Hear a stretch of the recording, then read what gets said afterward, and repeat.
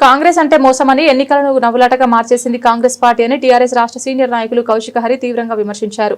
సందర్భంగా పెద్దపల్లి జిల్లా అంతర్గా మండలంలోని బ్రహ్మణపల్లిలో పర్యటించిన టీఆర్ఎస్ రాష్ట్ర సీనియర్ నాయకులు కౌశిక హరి మాట్లాడుతూ గత 15 రోజులుగా ఇవాళ రేపు ఎలక్షన్స్ అంటూ ఆర్భాటాలు చేసింది కాంగ్రెస్ పార్టీ ప్రభుత్వమని, హైకోర్టు చాలా రోజులుగా స్థానిక ఎన్నికలు లేక గ్రామ పంచాయతీ నిధులు రాక నిర్వీర్యం అయిపోయాయని, ఎన్నికలు లేక నాయకులు లేక తండాలుగా మారిపోయాయని, నిధులు లేక అభివృద్ధి కూడా నోచుకోకుండా పోతున్నాయని హైకోర్టు ప్రభుత్వానికి గట్టిగా చెప్పి సెప్టెంబర్ 30లోగా ఎన్నికలు నిర్వహించాలని తెలుపగా, ఈ పరిస్థితుల్లో ఎన్నికలకు వెళ్తే ప్రజలు మళ్లీ కాంగ్రెస్ ను నమ్మే స్థితిలో లేరని, కాంగ్రెస్ ఎన్నికలను ఎలాగైనా తప్పించుకోవాలని, ఎన్నికలకు వెళ్తే ఓడిపోయే పరిస్థితి ఉందని తెలిసి ప్రజలను తప్పుతో పట్టిస్తోందని, బీసీలకు కామారెడ్డిలో 50% రిజర్వేషన్ కల్పిస్తామని ఎలక్షన్ ముందు హామీలు చేసి 6 గ్యారంటీలలాగే మోసం చేసిందని, 4000 పింఛన్ 2500 మహిళలకు ఇస్తామని అనేక 420 హామీలు ఇచ్చి దీన్ని కూడా ఎన్నికలను, కోట్లను, రాజ్యాంగాన్ని కూడా పరిహాసంగా మార్చేస్తుందని, కాంగ్రెస్ అంటేనే మోసమని, కాంగ్రెస్ అంటేనే 420 అని, గతంలో మాజీ సీఎం కేసీఆర్ 37% బీసీలకు ఇస్తామంటే కోర్టు ఎన్నికలు రద్దు చేసి బీసీలకు 27% ఇవ్వమందని, హైకోర్టు సుప్రీంకోర్టు కూడా 50% మించొద్దు అని చెప్పినా కూడా జీవో మీద ఎన్నికలు ఎలా జరుగుతాయని దుయ్యబట్టారు.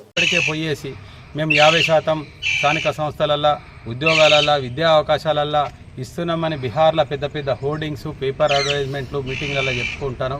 అక్కడ లబ్ధి పొందడానికి ఇక్కడ మోసం చేస్తున్నాం.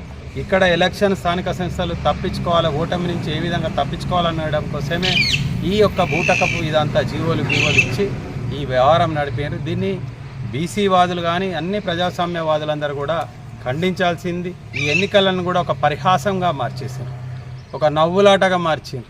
ఇవాళ చాలామంది ఇవాళ నామినేషన్లకు ముందుకెళ్ళే అక్కడ ఇక్కడ ఎలక్షన్ అంటేనే మన దగ్గర ఖర్చులు, ఈ ఖర్చులు పెట్టుకున్న బీసీలకు ఇవాళ బీసీలే 70% మంది పోటీ చేస్తూ ఉంటారు, జనరల్లో కానీ బీసీలో కానీ.